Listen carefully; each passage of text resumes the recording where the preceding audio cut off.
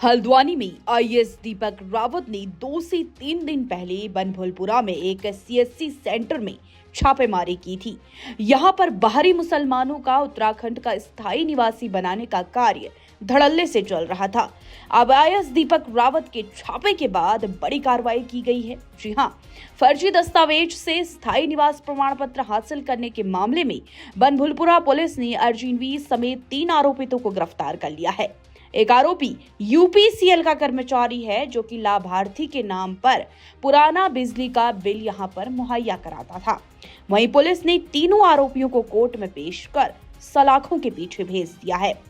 गौर हो, बीती 13 नवंबर को कुमाऊं कमिश्नर दीपक रावत ने बनभुलपुरा क्षेत्र में एक सीएससी यानी कि कॉमन सर्विस सेंटर में छापेमारी की थी। छापेमारी के दौरान फर्जी दस्तावेज तैयार कर उत्तराखंड का स्थायी निवास प्रमाण पत्र बाहरी लोगों को दिया जा रहा था। मामले में आरोपी अर्जुनवीर फैजान के खिलाफ कार्रवाई के निर्देश दिए गए। हल्द्वानी तहसीलदार की तहरीर पर 14 नवंबर को बनभुलपुरा में आरोपी फैजान और रईस के खिलाफ मुकदमा दर्ज हुआ। पुलिस ने दस्तावेज की जांच की तो टीम को अहम सुराग हाथ लगे, जिसके बाद पुलिस ने अर्जुनवीर फैजान, रईस अहमद समेत फर्जीवाड़े में शामिल ऊर्जा निगम के हल्द्वानी कार्यालय के डेटा ऑपरेटर दिनेश सिंह दासपा को गिरफ्तार कर लिया है।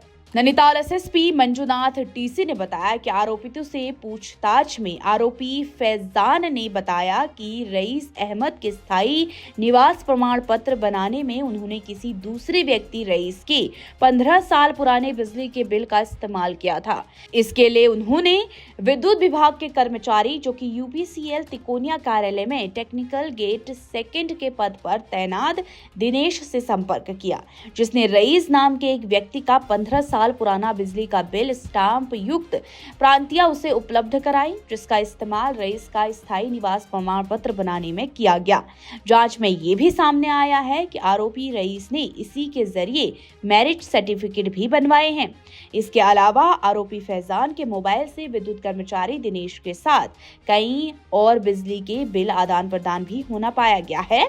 इसके हिसाब से जिससे आकांक्षा जताई जा रही है कि कई और लोगों को भी इस तरीके से उत्तराखंड का नागरिक बनाया गया है। तो फिलहाल बनभुलपुरा थाना पुलिस मामले की जांच में जुटी है और 3 आरोपितों को जेल के सलाखों के पीछे भेज दिया गया है। उत्तराखंड राज्य में बनभुलपुरा क्षेत्र में एक सुनियोजित तरीके से डेमोग्राफी चेंज करने वाले एक गैंग का हमने पर्दाफाश किया है। फर्जी स्थायी निवास प्रमाण पत्र बनाकर सुनियोजित तरीके से डेमोग्राफिक चेंज करने वाला एक गैंग का पर्दाफाश हुआ है। इसमें जो है अभी तक 3 लोगों का हमने गिरफ्तार कर दिया है।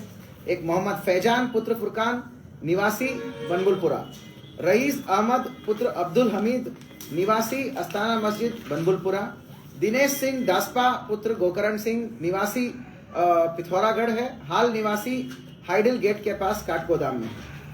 ये अलग अलग जगहों पे रहते हैं, जिसमें जो फैजान है, फैजान इसका मास्टरमाइंड है। तहसील में एक अधिकृत तरीके से ये एराज नवीज पद पे होता था। पद मतलब क्या है, ये परमानेंट पद नहीं होता, एक ऑथराइज्ड होता है, जैसे नोटरी होता है ऐसा वो होता है। इसके पास सारे दस्तावेज बनाने का, एटलीस्ट बनाने का ये पावर रहता है। तो ये इस धंधा को चलाता था। फैजान के पास क्या होता था, कई सारे जो सिस्टम में सही जगह पे बैठे हुए लोगों का कांटेक्ट होता था। लोगों से भारी मात्रा में पैसे लेकर इन्होंने पैसे का एक ऐसा सिस्टम बनाया था कि अगर आप सही मात्रा में पैसे दोगे तो आपको तुरंत जो है, अगर आप कहीं से भी आओ, स्थायी प्रमाण पत्र बना के देना, यह फैजान का जिम्मेदारी था। तो हमें ये जानकारी में आया कि फैजान इसका सेंट्रल मास्टरमाइंड है, जिसके ही चलते तहसीलदार साहब ने मुकदमा लिखाई थी। तो जो है उसमें फैजान ने कूट रचित प्रमाण पत्र बनाने का इसका स्वीकार किया है।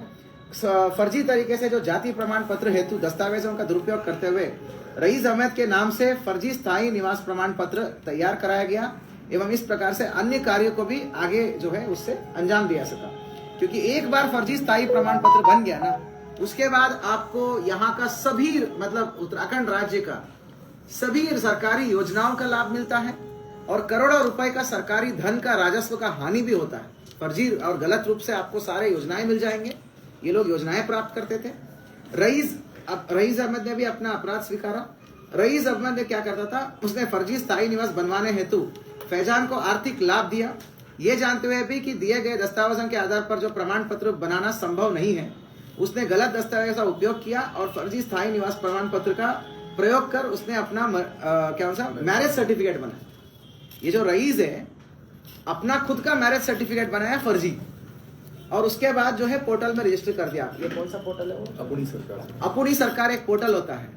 अपनी सरकार में पोर्टल में ऑनलाइन तरीके से आप दस्तावेज अपलोड करोगे तो वो ऑनलाइन माध्यम से ही वो सारी दस्तावेजें बन जाती है।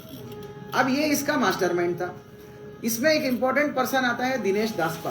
ये दिनेश दासपा जो है यूपीसीएल में टेक्निकल सेल में रहता है, टेक्निकल गेट सेकंड पर तैनात है। वो एक बेसिकली डेटा एंट्री ऑपरेटर है, लेकिन इसके बाद यूपीसीएल का डेटा था। साथियों ध्यान से सुनना, यूपीसीएल का डेटा था। होता क्या था, जैसे रईस वाला प्रकरण बताता हूँ। रईस अप्लाई करता है स्थायी निवास प्रमाण पत्र के, फैजान उसका सेंट्रल कैरेक्टर रईस के नाम पे अप्लाई करता है, ठीक है ना। अब रईस का आधार कार्ड तो आप यहाँ पे कोई भी पार्षद वार्षद से लिखवा के आप आधार कार्ड तो बना ही सकते हो। उसके लिए कोई Aadhaar is not a proof of residence, it is just a declaration कि भाई ठीक है मैं यहाँ रहता हूँ करके। तो आधार कार्ड अपलोड कर देता है, फिर वो मांगता है स्थायी निवास प्रमाण पत्र। फिर ये रईस क्या करता था, ये दिनेश को फोन करता था, दिनेश को, और जो है दिनेश क्या करता था, उसके पास यूपीसीएल की फुल डेटाबेस थी, पिछले 50 साल की 60 साल की जो भी ऑनलाइन हुआ है यूपीसीएल का डेटा वो थी। वो उसी नाम का एक 15 साल पुराना या 20 साल पुराना एक बिजली का बिल दे देते थे। जैसे यहाँ रईस ने अप्लाई किया, रईस पुत्र फला, बस रईस नाम का कोई होगा बनबुलपुरा में सेम इलाके में, क्योंकि सेम नाम का हजारों लोग मिल जाते हैं। उसके पास जो डेटाबेस होता था उससे वो 15 साल पुरानी सेम रईस नाम का आप उसको निकाल के दे देता था।